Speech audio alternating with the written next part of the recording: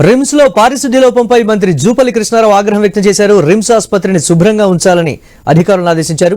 ఆదిలాబాద్ జిల్లాలో పర్యటించిన మంత్రి జూపల్లి రిమ్స్ ఆసుపత్రిని సందర్శించారు. నిర్వహణ సక్రమంగా లేకనే ప్రైవేట్ ఆసుపత్రికి వెళ్తారని, రోగుల బాగోగులతో పాటు పారిశుద్ధ్యంపై దృష్టి పెట్టాలన్నారు. పారిశుద్ధ్య కాంట్రాక్టర్ వినకపోతే తొలగించండని, ప్రభుత్వానికి చెడ్డ పేరు తీసుకురావద్దని జూపల్లి సూచించారు.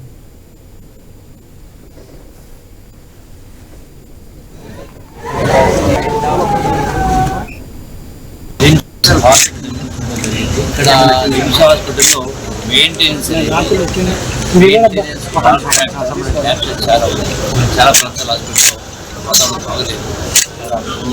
ఇమ్మీడియట్గా ఏ పద్ధతులు అయితే ఈ మెయింటెనెన్స్ చెడ్డలు తీస్తారో దాన్ని మార్పులు చేర్పించేసి ఎప్పుడు ఏ ఒక్క రోజు కూడా హాస్పిటల్ ఏ పద్ధతిలో ఉండాలో ఆ కాంట్రాక్ట్ పద్ధతి తక్షణమే వాళ్ళు రిమూవ్ చేసి